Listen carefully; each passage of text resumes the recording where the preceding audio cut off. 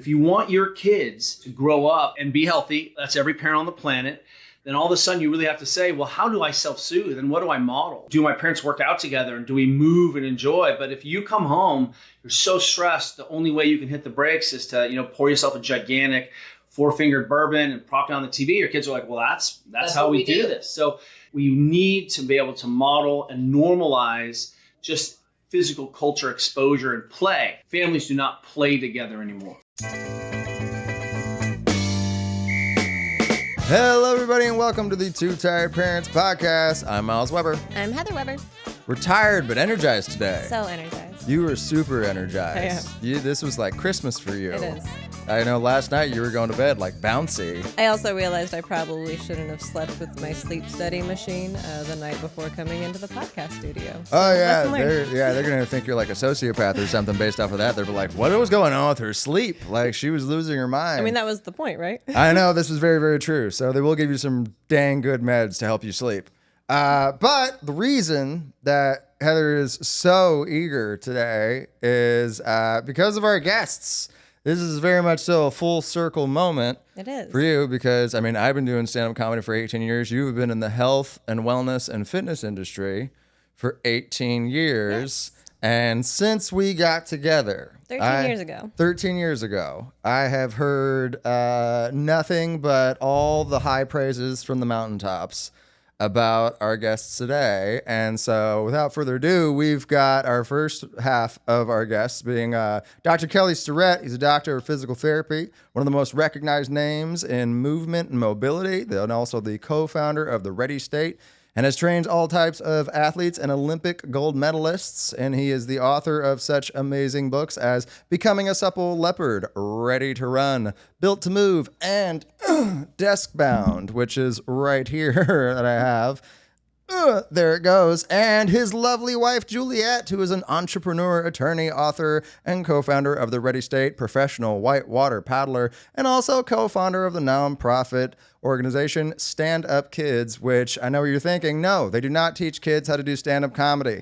They are trying to get kids to stand up more because, this is America and we sit too much. So without further ado, give it up for those Starretts, everybody. Hello. Thank you so much for joining us today. What's up, you guys? Thanks so much for having us. Happy Friday. Happy Friday. Yes. Absolutely. Thanks for coming. Yeah, super happy to have you here. So, yeah, come on the journey with me as I let you know that when we first got together, my wife was all about becoming a supple leopard. Like, she had me go through that book, and it just kind of became the foundation for what she did as a personal trainer and everything that she did in that industry.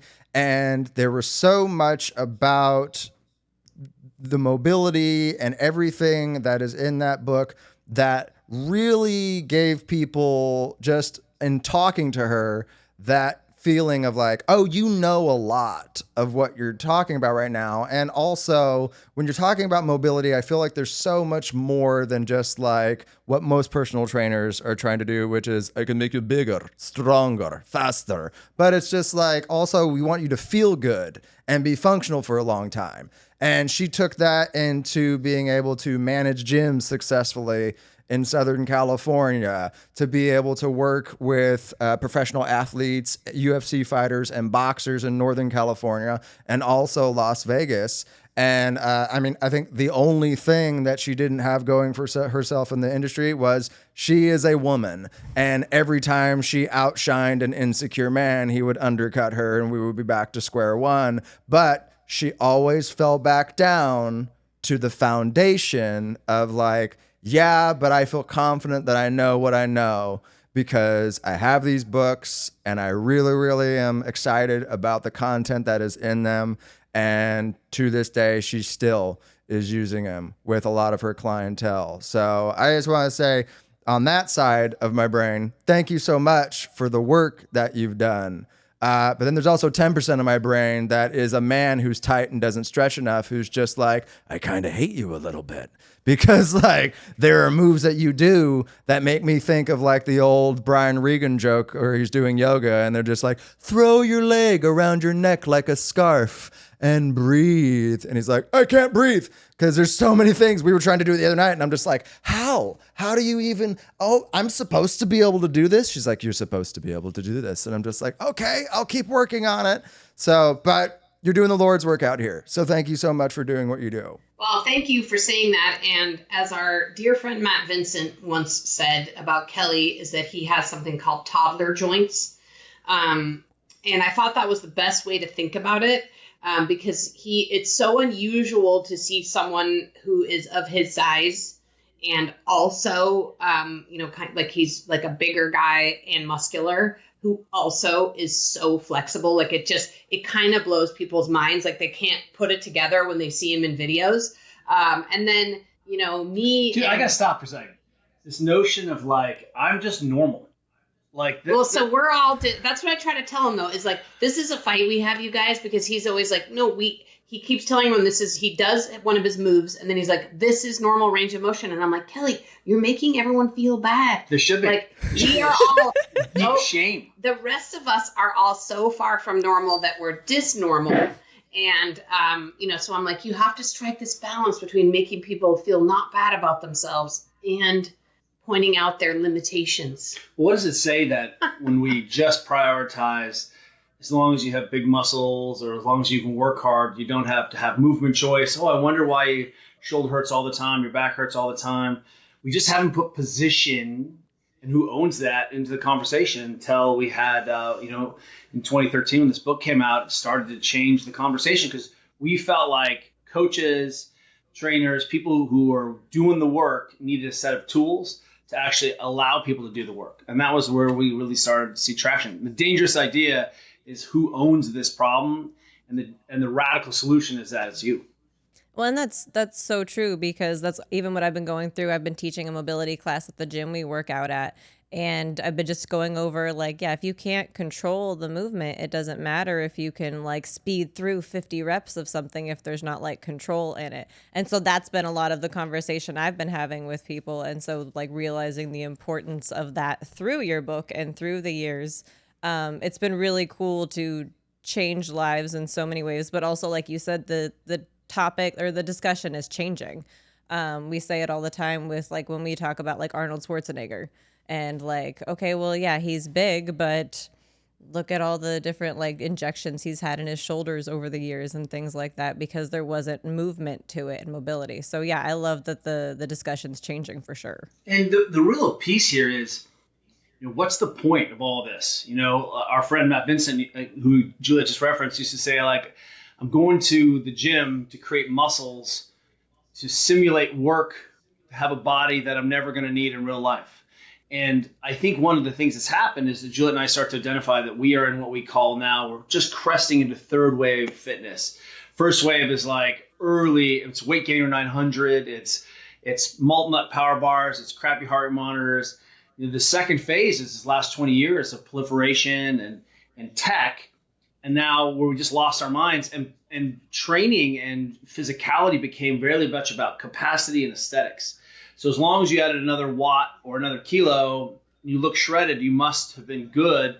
That had nothing to do with the fact that like, hey, actually we train for something. And is this training where you're always beat up, you're always sore, you're carrying all this extra weight?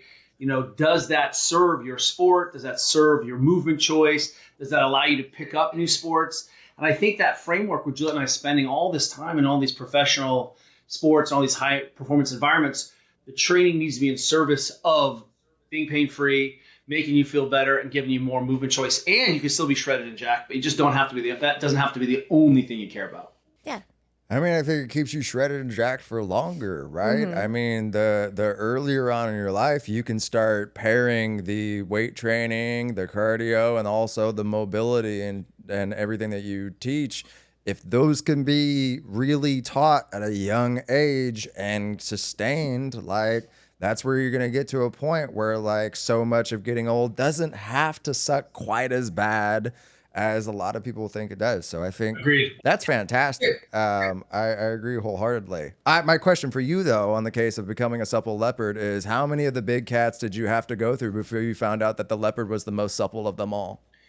Well, this is a cool story, actually. I don't know, Kelly, you should tell the story about the leopard. Well, Yeah. number one, there's this great movie I grew up with, Gen X. It's called Gallipoli, and it's with Mel Gibson, and it's about World War One and these young Australian promises of the kids going to the front. And this kid was being trained by his uncle, and he's like, "How fast are you gonna run?" And he's like, "Fast as a leopard." And like somehow that became a meme in our lives. And then I happened to work with a friend who was a Navy SEAL who was shot, and he was like, "Kelly, you know what? The leopard never stretches. So what's your point?" And I was like, Yeah, he's like, why should I have to stretch? Because like leopards don't stretch. They just, And I was like, number one, it's different, slightly different biology. Number two is that leopard can attack and defend at full physical capacity. It doesn't have to warm up. It doesn't have to like activate its glutes. It doesn't have to have like keto friendly meals. Like that leopard can be a leopard. So as long as we can get you to the place where you can have access to your native physiology without some like 45-minute ritual, we still have work to do. And that's really where becoming a supple leopard came to. And of course, the more that we got into it, the leopard really just became the totemic animal for like, oh, let me just grab this 60-kilo animal and, bound up in the tree. And, leopards are gnarly. Man, that's so cool. That's so cool. I know, right? You weren't expecting an honest answer from that. No, I know. Neither were you. I mean, I'm never expecting an honest answer for most of the things that come out of my mouth. I know. True. I mean, like, especially like my follow-up was going to be like, what's the most supple part of the leopard and why is it the nipples? But I mean, like, that could be a conversation for an entirely different Nipple day. and supple really do go together. So I appreciate that you made that link, in your head. It's really important. Whipple is See, it's good that somebody acknowledges. Yeah. Game recognizes game, Kelly. I appreciate it wholeheartedly. I really, really do. Being that there's so much going on in y'all's mind as far as like movement, mobility, and things like that, do you find yourself being able to like switch it off in certain instances? Because I mean, like, I know we'll be at the park sometimes with our kid when he's playing, and we'll see just how some people move and how some kids move. And she'll just be like, what are they doing? What's going on right there? And it's just like, can we turn it off? Like, so do you guys find yourself turning it off? Or are there little things throughout the span of the day that you find yourself like inner critiquing? I mean, we cannot turn it off. I bet what's going on in Kelly's mind is like even more extensive than he ever speaks out loud. But for me, the best example is the suburban recreational runner. Like Kelly has ruined the recreational runner for me, because, they're always running around our suburban neighborhoods. I'm sure you guys have them. And it is interesting because running is sort of a skill that we just think is innate and we can all do, which we can. But to be able to do it and do it for a long time in life and be able to keep doing it and not get injured, which is rare, by the way, as I'm sure you guys also see, the older and older you get, like a few of your friends go running anymore. But there's just a lot of terrible movement and poor technique in the recreational runner because it's not really, people often don't, it's so high skill, but people don't think, oh, well, this is a thing I should get coaching for and movement coaching. And if I did, maybe I could actually extend my running career. It's not a thing people think of with running at all versus other sports or, even weightlifting. Most people, hopefully, when they start a weightlifting journey, get some form of coaching to like learn how to do the basics, right? But running's different. So for me, the recreational runner, I'm like, thank you. No, thank you, Kelly, because I'm just driving to work and there's the recreational runner and I'm just busy judging them in my mind. And I can't unsee that. Yeah, I can't unsee it. It is sort of a way of trying to understand why is that person making that choice. I think that's a really useful rubric. It's not good or bad, but just, that's a really interesting choice that you're making. And then the follow along, if you're a skilled critiquer of suburban runners, is to be like, I wonder how I would change a mechanic, improve that efficiency. And again, it doesn't always have to be about pain, no pain. But man, when we start talking about efficiency and economy, it really is the allegory. I mean, we teach everyone to like cook. We teach everyone to like drive a car. We don't just like, here's the gas, good luck. But running is just one of those skills that I think, well, I've been running my whole life, so it's fine. And it's not fine. And if we look at the dollars invested in, it really speaks to the fact that, man, there are some easy things that we could do to help people feel better. And look, we're agnostic. However you want to load and move your body, entirely up to you. But just don't do it in front of my house the way you're doing it, because it's awful. I mean, we do it with kids. We see kids too, right? Because it's like, up to like 5, every kid is just amazing and mobile, and and then you just start to see, certain kids' movement devolve, I would say, and that's hard to see too, because you're like, man, I mean, we don't have much PE, and often the PE we do have is not about movement. It's about playing sports, which is cool. Like, we're into playing sports, but the sort of physical education piece of PE is not as much of a thing anymore. And you can see that in the movement patterns of kids. They're just not doing enough free play, and, That really checking all those boxes. And that really hints at, who owns this problem. It really does. I think for a long time, because the environment was like, hey, we had to walk or ride our bikes, and we played a lot of games because we did not have tech. And this generation, we're Gen X, we would have absolutely been on tech if it had been around. Let's just be clear. No one is too good for doom scrolling. But I will tell you that absolutely the issue now is who is going to put these interventions in. That's why the family has to play. And we have to sit on the ground, and we can do some really unskilled interventions over time that really do allow the body to continue to be exposed to its fundamental shapes, its fundamental loading. Just kids don't hang from pull-up bars anymore. They don't brachiate. They don't, they don't play tag. And again, not a critique of kids. This is the environment that we choose to create as adults is really the magic here in terms of solving the problem. And as Juliet was saying, when we wrote, Ready to Run a million years ago, we were seeing that, in the first grade, the cohort split, and we started to see kids heel strike. No one heel strikes in kindergarten. Everyone starts heel striking, which again is like, yeah, you can run heel striking, but you can't sprint heel striking. And as soon as everyone sprints, you're back on the ball of your foot. So for us, one of the patterns that we identify is we're like, hey, this skill holds true at low loads and low speeds and low consequence. But does this skill transfer up to high speed, high psychological load, high speed demands? And the answer is no. So for us, we just say, hey, maybe that heel striking is less effective. It may or may not cause you problems. We know it does cause a lot of problems. But in this situation, why don't we just go ahead and choose the option that is more awesome if you want your kid to be elite and to feel better in her body as she ages. I have a quick story to add on to this. I can't remember what comedian it is, but I felt like it painted the perfect picture of like the problem we have with kids in movement these days. And that is, Kelly and I are Gen X. We always like to say that like we're from the 1900s. Late 1900s. We're from the late 1900s, but we're still from the 1900s. But this comedian pointed out that like in our era, there was literally at all times at least one kid who was in a cast through like all of elementary and middle school, like always one kid in a cast. Right. And obviously we don't want to necessarily go back to a time where like kids are breaking their bones. But what I think that spoke to was that kids were out there moving, taking physical risks, playing outdoors. They were doing it unsupervised. Everything wasn't as structured. And yes, the downstream effect is there was like always some kid in your class who had a cast.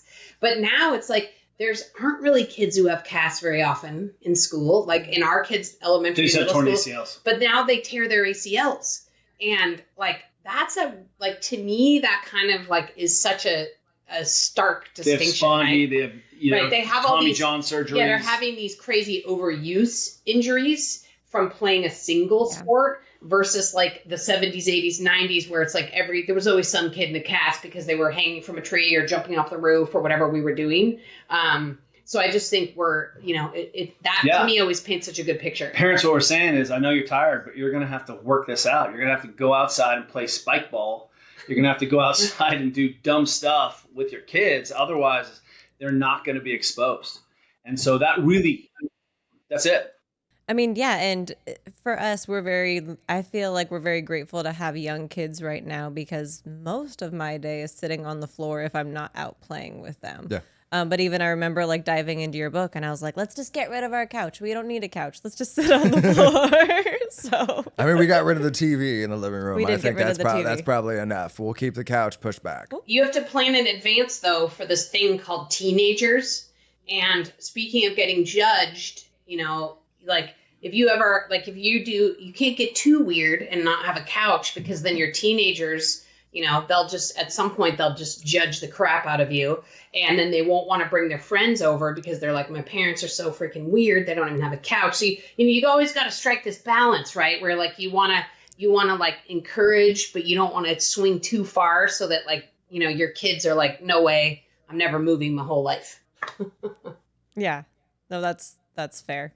I mean, luckily we have a 4-year-old and a 6-month-old, so we are still the coolest people to them right now. But it won't stay that way. It won't stay that way. We're basking in the coolness of it. It'll change. Oh yeah, I'm anticipating it. But I mean, it's at least nice because we go to the gym a couple times a week and we work out at a warehouse gym.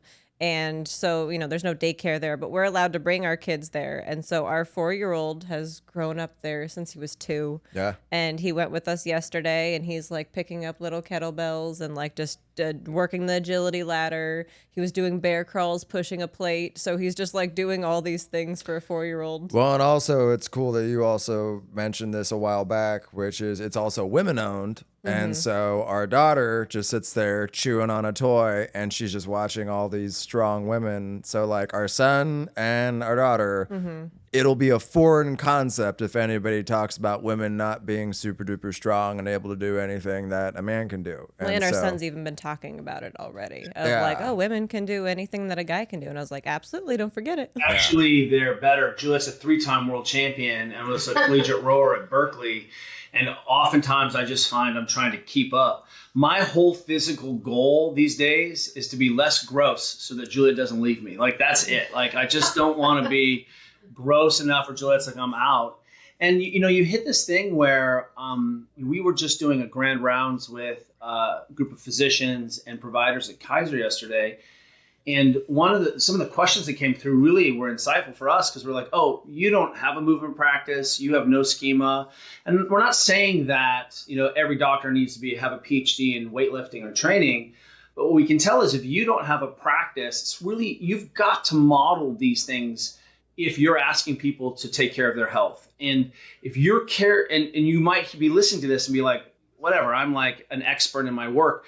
But if you want your kids to grow up and be healthy, that's every parent on the planet, then all of a sudden you really have to say, well, how do I self-soothe and what do I model? And hey, do my parents work out together and do we move and enjoy? But if you come home, you're so stressed, the only way you can hit the brakes is to, pour yourself a gigantic 4-fingered bourbon and prop down the TV. Your kids are like, well, that's how we do this. So, this modeling piece for, we'll call it brainwashing, we'll call it modeling, we'll call it family values.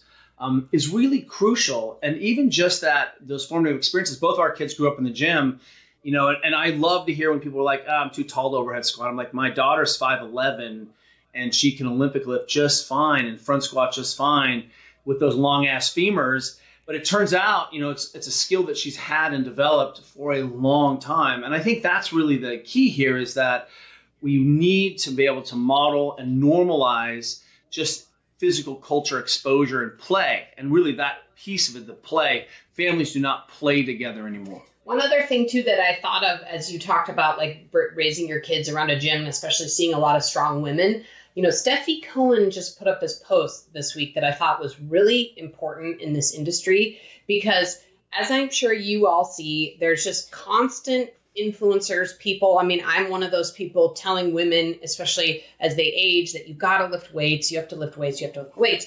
And Steffi made this point, which I thought was so astute, and that is that, that women now know that they should lift weights. But unfortunately, they're being told this in a broader environment where currency for women is still being thin. In the way clothes are designed, in this like sort of perception of like what men find to be attractive, which is, thin and not muscular, which sort of is equated with masculinity. And so she said the challenge we're having now is that like women know they're supposed to be lifting weights, but they're not doing it. They're specifically making a choice to not do something they know will be healthy for them and they know will help them with their longevity because of this broader social issue that being muscular, being strong is masculine and that's not an ideal thing for women. So I think this was, I just thought that was a really important point she made. That's why I see, and again, I'm not anti-Pilates, but I see so many women I know going to Pilates because I think that they're just hoping that maybe that's going to be the strength practice they can do, that they can like secretly develop muscles that you can't see from the outside. And that because they know they need to be strong, but they don't want to look strong physically. So they're hoping this like fake toned, long, lean muscle thing that they can gain from Pilates is going to be the answer. But it's just really like, I thought that was really, I think that, you know, raising kids in a place where they're seeing strong women and normalizing that is the way, because otherwise we're stuck in this broader, bigger picture, which is really challenging. Says the woman with hamstrings. I mean, there's nothing wrong with that. We love some good hamstrings. This is true. This is true. Mine are chronically tight. I mean, yeah, that's Mine true. too. Mine too. I mean, one of the things I've been even trying to do more content on is being strong is great, but like part of mine is, God forbid something happens to Myles, I want to be able to lift him up and get him to safety. And also the amount I've been carrying both of our kids at the same time, like across parking lots. True. So there's also just the parts of like, I want to trust my body that if push came to shove and there was an emergency and I need to try and save my family, I want to know that I feel confident that I can do that. And so that's also the other part of it that I wish like more moms talked about is just, okay, like I understand maybe you're afraid of like putting on muscle, even though it's really hard to put on muscle, and that's a whole different conversation. Right. But like point blank, can you stay like healthy for long periods of time, like aging wise, but also can you save your family if there was an emergency? And those are like my biggest things is I want to age well and save my family. Yeah. Yes, absolutely. And you posted the video the other day of you with like Robin in one arm and River in the other, and you're like pretending you're a tornado. So she's just got like this 40-pound kid in one arm and a 16-pound kid in the other, and she's with the diaper bag on my back. With a diaper bag on her back, and the fact that she's just doing this going, whoa, I'm a tornado. And it's just like that right there. That moment doesn't happen without an injury if she isn't doing all the things that she's doing and we're not trying to implement them at home with our kids. But I mean, like to that effect, I mean, you guys mentioned like playing with your kids more, getting down on the floor with them more, getting outside with them more. Like aside from that, were there any other things that you implemented with your kids early on to try and get the mobility train going with them? Or is that really the bread and butter of it all? I mean, I think that's the bread and butter of it. I think, you know, we're such fans of like making it easy to have ways to play around the house. So I think that would be one thing. You know, we've always had balance bars and pull-up bars and gym equipment. And, you know, so it's like easy for kids to just play around the house and lots of balls and frisbees and bows. We had a trampoline for a gazillion years. Trampoline.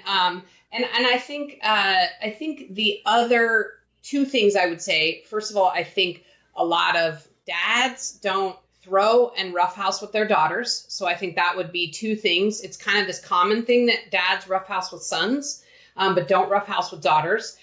We just actually had Cecilina Gracie on our podcast, and she's of the great Gracie family. Like basically creators of popularizers of Brazilian Jiu-Jitsu and creators of the UFC. So they're like legends. And what she does now is teach self-defense to women and girls. And she said that one of the big challenges is she's starting off with girls having never even like roughhouse with their dad.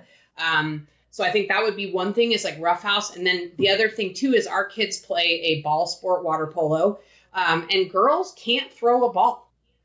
Even girls who are in a sport that involves throwing a ball. And it's interesting because it's like even in our neighborhood, you see dads out there shooting hoops with their sons and throwing the baseball with their sons. But it's like somehow it's like a weird gender thing where like dads or moms don't throw a ball with their daughters. So those are like to me two like base skills.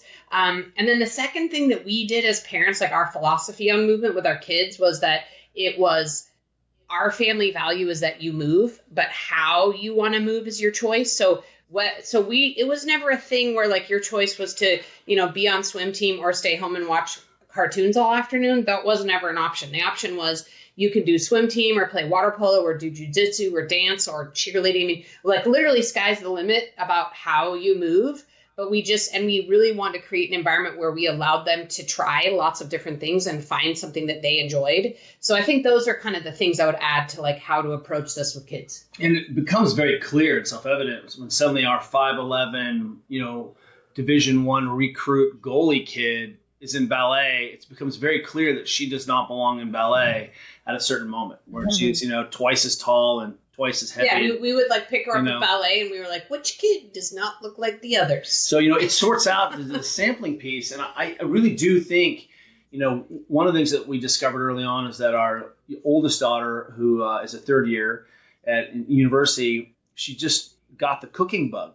And, we came out one day and we had some friends over, I think, and we're like, geez, like, hey, mind if I make some breakfast? And then they were like, she's suddenly making like scratch pancakes and making a strawberry reduction. I think she was like 7, and our friends are like, what's happening? And we're like, I don't know what's happening. I mean, our kid's making breakfast. So modeling, practicing these essential behaviors for, the time frame, which is really hard to wrap your head around, is months and months and years. And pretty soon you have kids, because what's the goal? The goal is to come out of adolescence with a set of skills that says, hey, when something hurts, I know what to do. I know how to move my body to take care of myself. I know how to cook. I know how to sleep. I know how to self-soothe.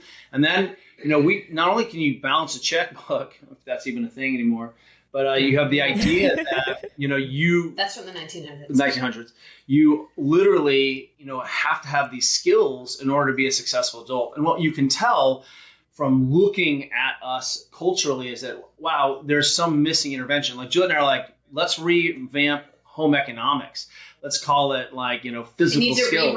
We need to rebrand it. Every kid has to learn some of the fundamentals of how the biology works and how to manage this so that when we do graduate these adults in, it's not like, hey, go to Starbucks, and no shade on however you want to self-soothe, but a 2,000 calorie milkshake for breakfast is just like you throwing a tantrum as an adult.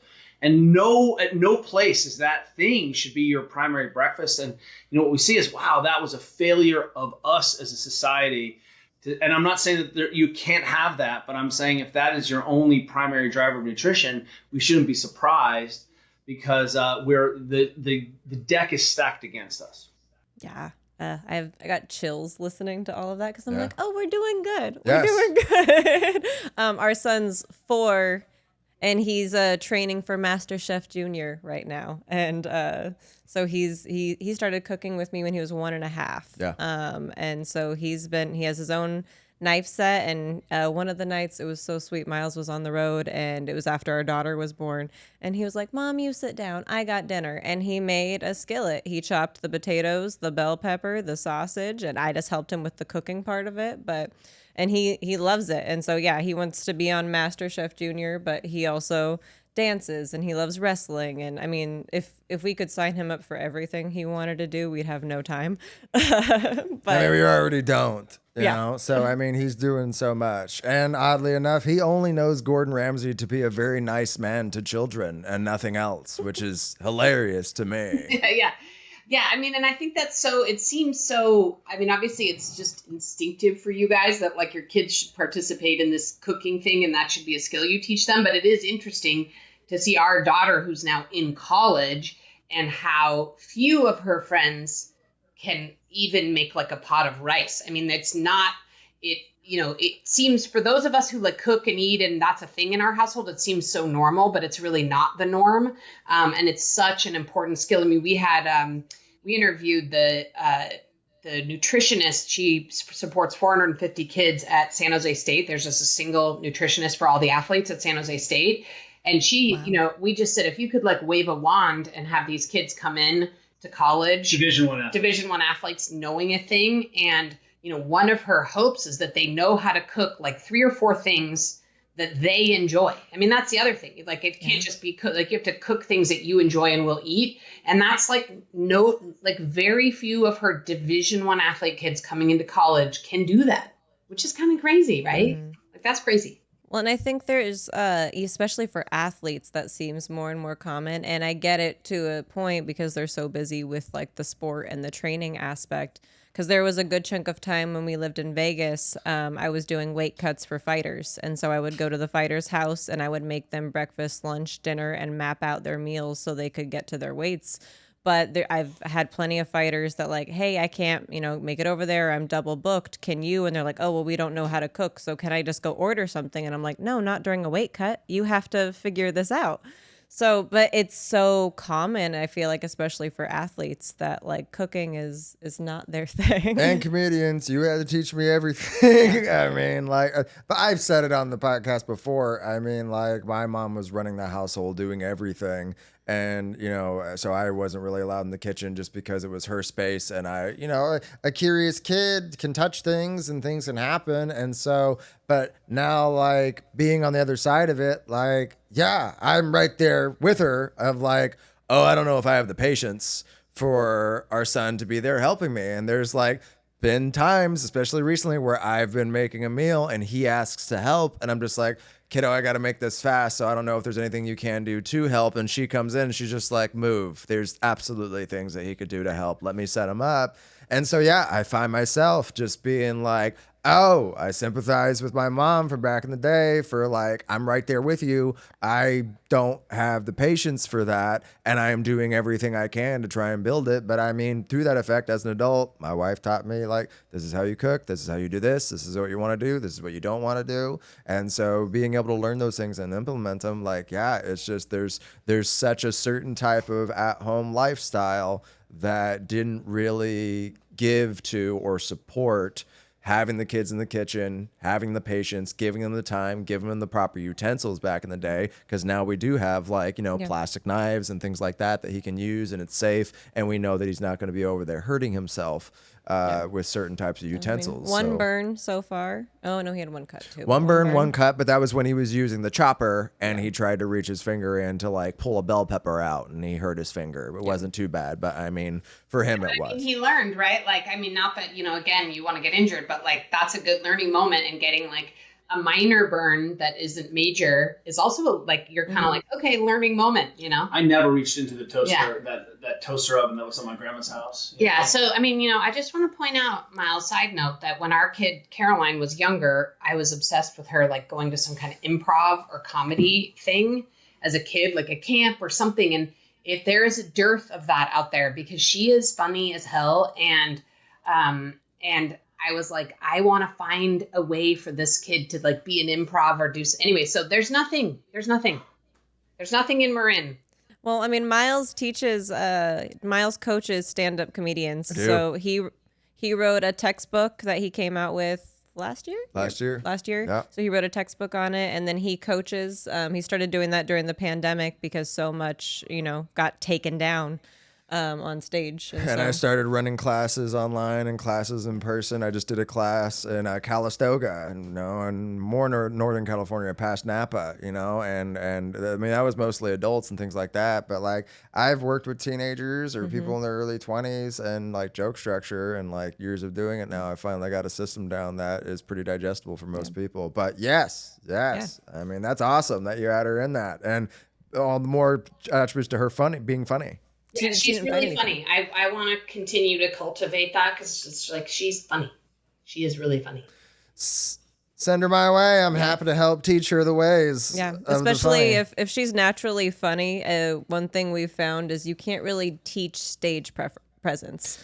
Like that's a thing that will come over time, but like if you naturally have it, which it sounds like she does, then there's a lot to play with there. Everything else becomes so much easier if there's a baseline of just like, oh, you're comfortable being yourself up there. Like you're not trying to be. We all end up being kind of like a curated version of our favorite stand-up comics and like this weird hybrid in the beginning stages, and then eventually you get frustrated and go, oh, I'm just going to be myself, and that's when things start to click. But having that right away, the building blocks on top of that are a walk in the park and a piece of cake. Just be prepared. If she does time on stage, there will probably be a lot of you guys and your stories on that stage. Oh yeah, you're gonna get thrown into it. Right. We feel like we are right for being made fun of. In fact, our next door neighbor was a Hollywood comedy writer for a long time on a couple shows. And she was working on a show about our neighborhood because we live in this like really funny, it's almost like a throwback to 1950s, this neighborhood we live in San Rafael. And there's just like each one of our neighbors is like a hilarious character. Like you could just see, I mean, in 2 seconds, I could see how she could build like a funny comedy sitcom about our neighbor, like our little tight neighborhood. But I mean, we would be at the center of it because we are by far like the weirdest people. You know, we have we're like deadlifting in our side yard, and I mean, whatever it is we have going on, there's a lot of it. And, I think we're ripe. We're ripe for comedy. So yeah, I agree. Our daughter would have a lot of fodder. At least you have a lot of stuff already out there, so you haven't shied away from things. So I think you have that working, No. in your favor. But it'll be fun, and especially if she can do like some mobility stuff on stage with her like stand up, that would be pretty amazing. Oh, that'd be hilarious. To that effect of her being funny, and I mean, like, that's something that's probably been ingrained with her for a long time. Do your kids ever throw it back at you? Like some of your own little teachings that you put on them and just like an eye roll? Like, Dad, are you being like the leopard right now? Like, do they ever throw it back at you guys? I mean, I think universally kids are like part of their job in life is to like make sure that your ego is not large. Like they will cut you down, and teenagers do a great job of cutting you down in small and large ways. And I think it's good for people, but yeah, I mean, they're funny, it's not lost on them. And, you realize too, that like they're paying attention to everything, all the details. Like you sort of think that they're in their own world, especially as teenagers, because they seem self-absorbed and seem in their own world, but like they're picking up on everything all the time. And definitely they will use it against you. But, as long as you also are like, don't take yourself too seriously. It doesn't sting that much when you're like, okay, And at the heart of that is having a culture of eating together, hanging out together, talking about it, being meta, poking fun at yourself. And so, one of the things that you're hearing here is you have to cultivate and really appreciate and protect those moments in the chaos. Like you all haven't even hit like travel sports yet. Like it's like, oh, sit down and eat dinner together. That's great. Like no way. It's impossible to do that. We have practice. And so where are you going to find those times to actually be human instead of being transactional? And it just turns out that the kitchen and potentially the weight room, or at least going out and doing something together is a great place to have these informal conversations. And for you, those of you who are listening who are like, impossible, that might just be going for a walk in the evening after dinner. That first place of creating an opportunity where you can just be humans and kids can, you can take the piss. It's great. Well, and yeah, finding those ways, like you were saying, for families to come together. And yeah, for us, or at least for me, cooking is one of those major ones. But I've even like expressed to Myles, I'm like, no, for as long as we can, I want there to be family dinners. I didn't grow up with them, so it's just something that I want to implement. But it's, one of those times that like you're not going to be able to see each other all day as much. And especially when they're in school and doing sports. And, Myles is on the road a lot. And so the times that he's home, those meals are really special. But yeah, the gym, playing, like just finding those times, whatever that looks like in your family, I feel like finding that to whatever brings you guys together, and maybe it's reading or whatever it is. But yeah, I think that's huge, and it shows for what you guys have implemented in your family, like where that's gone at such an early age. We'll say that we're running an experiment. We don't know what the outcomes are. Like people are like, wow, your kid's really great. We're like, we'll see. Just like this is a long experiment. We're going to nurture it. Maybe we forget to feed the sourdough starter once in a while. There's some little moments though that we feel like that are positive signs, especially since we're talking about like movement and health. Is our daughter Georgia? As we mentioned, she's 21 or almost 21 in a month, and she is living abroad in London. And she's in like random East London, like where you would never go as a tourist. And she finds this little CrossFit gym, like a pretty close distance to her school. And, she just starts showing up there. And today she called us and she said, yeah, I'm just getting over a cold. So I'm going to skip the Metcon, but I'm going to go to open gym and just do some Olympic lifting. And just for her to have like, sort of the base understanding and skill about how to move, how to lift weights, how to do that. And then just the comfort to be able to say, okay, like gyms are a place I feel comfortable, because for a lot of people, they aren't. Like going to a gym is like scary and doesn't feel normal and feels weird, and they feel nervous and they don't know, they don't feel confident in their skills. And so to feel like our kid feels super confident in sort of an exercise environment and can call us and be like, yeah, today I'm going to go, I don't feel well, so I'm not going to do a big Metcon, but I'm going to go do some weightlifting at the gym. Like, that's so cool. Like, we're like, okay, she goes up to the door and the guy's like, hey, have you ever done anything like this before? Again, this is East London. It's like the real London. She called us when she got there and she's like, oh, you guys only ever took us to performative London, like show London. She's like, this is the real London. Like, people live here and work here. And the guy is, asks her, hey, have you ever done anything like this before? And he looks down and she's wearing some Nobles. And he's like, never mind, you're good. Come on in. And just for her to even have the sort of the signals, those cultural moment, things, like, he was like, no one just walks in, no 20-year-old blonde girls from California just walk in with Nobles and like, oh, I just found these, they seem like the right shoe. So I to that point, it's really about modeling and consistency, bone crushing consistency. Mm-hmm.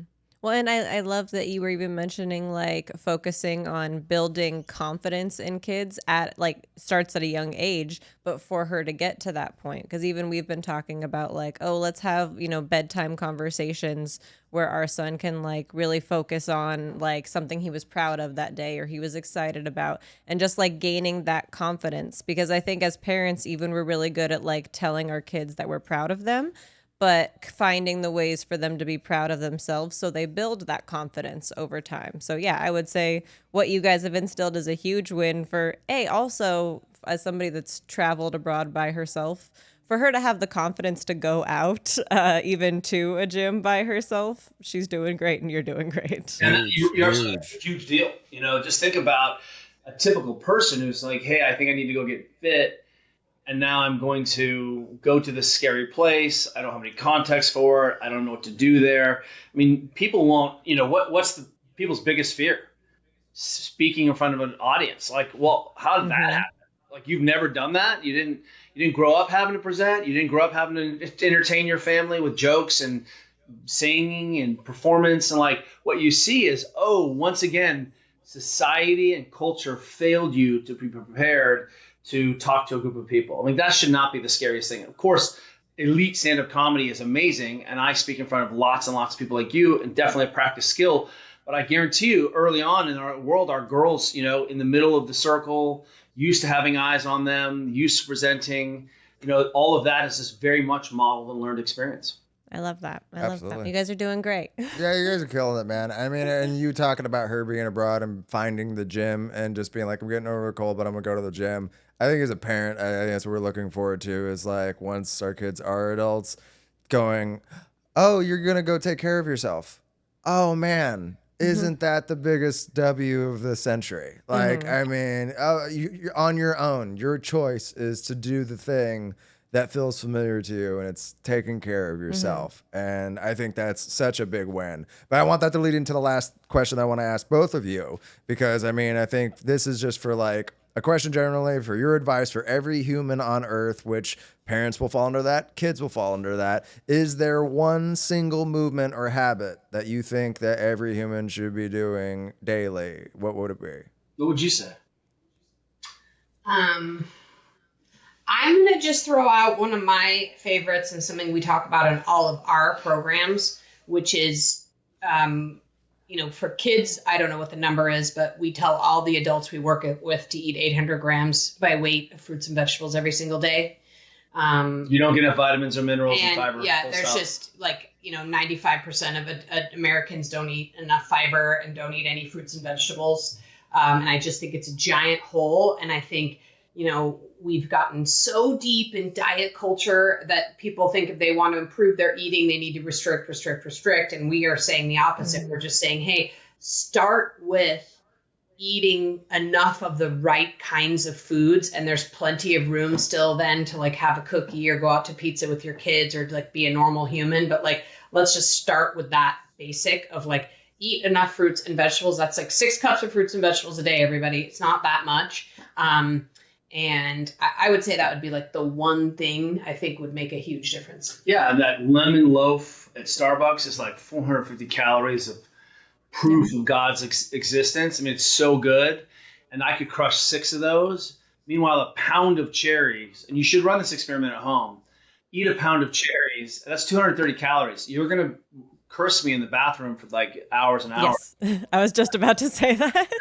But the idea here is that, ultimately we're looking at ways where we're like, hey, we've got to make sure we and our kids have on board what they need. And it just turns out the research very supports that we do not eat enough fruit. We do not eat any vegetables. And 95% of us don't get any fiber. Why are we seeing colorectal cancer in kids? Like, are you serious? Mm-hmm.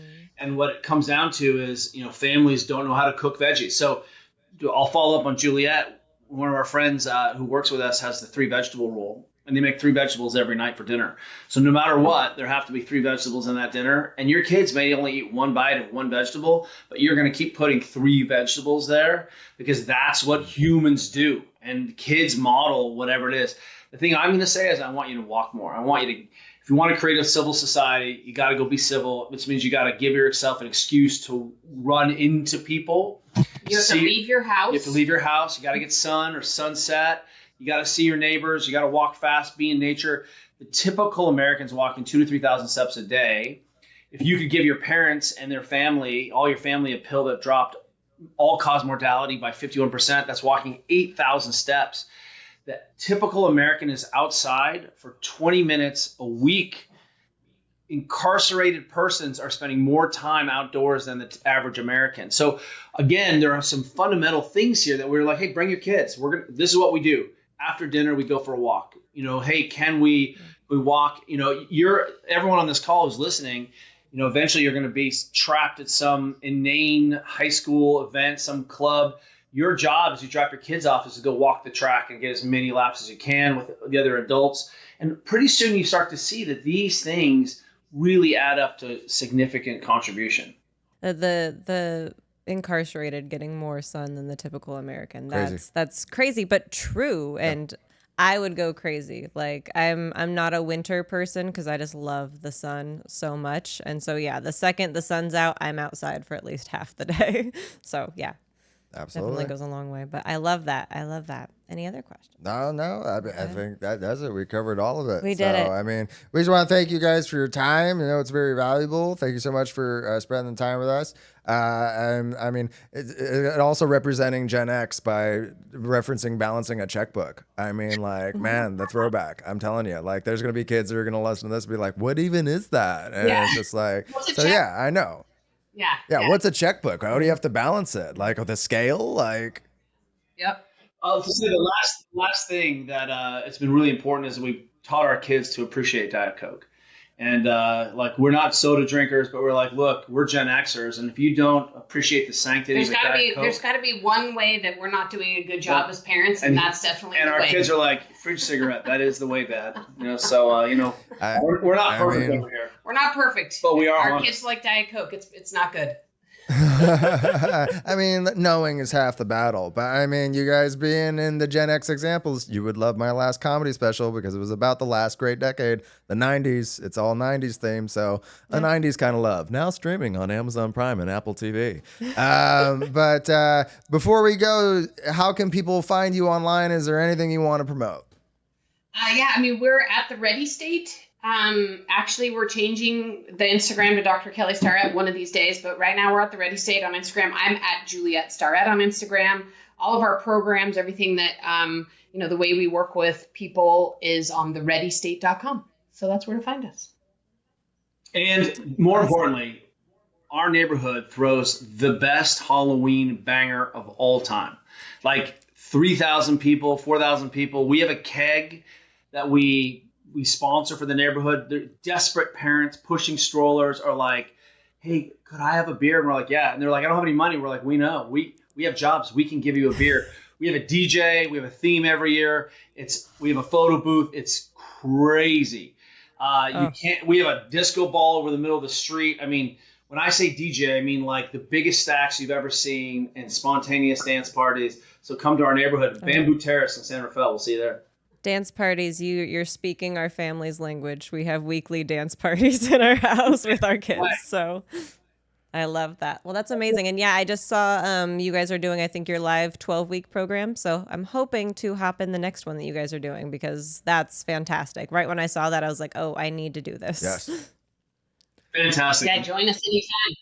Yes, thank you. Yes, and I know what we're doing for Halloween. Yes. Oh my goodness. So, well, Thank you guys for coming on. Stick around for a hot minute. But thank you all for watching and listening. Sound off in the comments. What did you take away from this episode? What are some things that you're going to start trying to implement with your kids? Or are there some things that we forgot to mention that you found helpful to implement with your kids to help keep their mobility up and up?